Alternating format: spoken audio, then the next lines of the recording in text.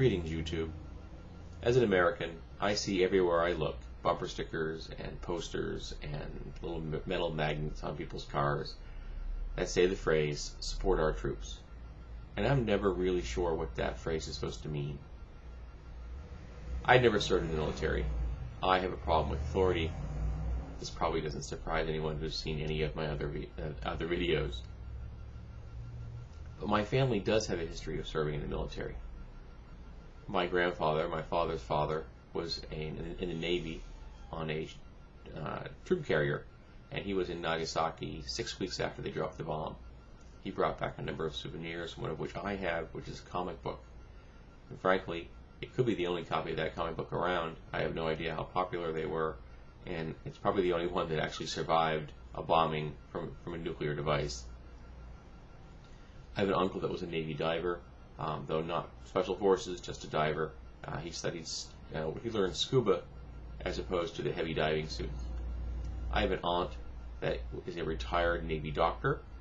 She started as a nun and then joined the Navy to further her education, and for a 3-month period she was still a nun and in the U.S. military, which as far as I know is the only case in the entire history of our nation of a nun being in the U.S. military. I have 3 cousins who all served in the military. One went Army, one went Navy, and one went Air Force, covering the entire spectrum right there. No Marines, though. I realize they are part of the Navy, but most Marines will deny that. My father was Air Force ground crew in Korea, not during the shooting, but during the quote-unquote ceasefire. Because remember, the Korean conflict has never ended. He was loading a bomb into a plane one day, didn't fix it properly, and when he pulled the carriage away, the bomb fell out of the plane, rolled across his feet, breaking every bone he has in both his feet. He's had at least one operation on each foot since then, and to this day he does not walk properly. He's an official disabled American veteran. But the most famous member of my family that served in the military is a man named Frankovich. He was my mother's brother, my great uncle, paternal uncle, great uncle. And he was a pilot in the Pacific Theater during World War II. And he was flying a mission when they were attacked. His squadron was attacked, and his plane was damaged, his guns. To unjam his guns, he clicked his plane to autopilot, opened his cockpit, and attempted to unjam them by hand, halfway hanging out the cockpit onto the wing. He got killed. I'm not saying that my family has a history of being bright, but apparently we are brave. I never met the man, of course. He died during World War II. I was born in 1964. But I know my grandmother never really got over that loss. She loved her brother. And they named a ship after him, the USS Frankovich. It was a destroyer escort, and I believe it is currently mothballed in Maryland.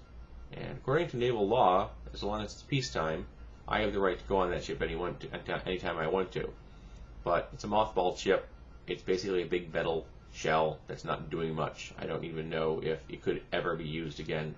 I'm not even sure that the U.S. Navy even uses destroyer escorts any longer.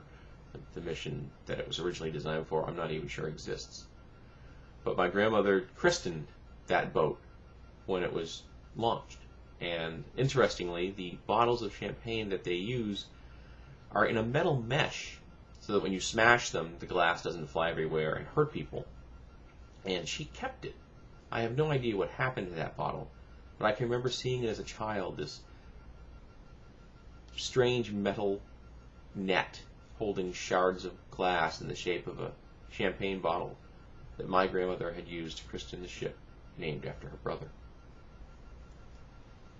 But for me, the greatest service that we as a nation could do for our troops is to bring them home. Because I don't think I've ever heard of a person in the military that was on an away mission anywhere on this planet, in peacetime or war, that didn't want to come home. And I've known Vietnam vets, I've known World War II vets, Korean War vets, and vets from our more recent wars. And all of them, when they were there, experiencing the horrors of war, wanted to come home.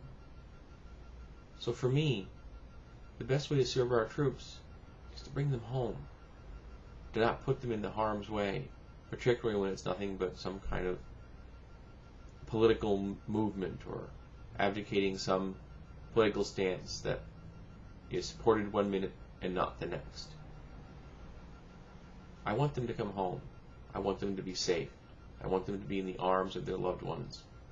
And I don't want any of them to ever have to give their lives to protect our country.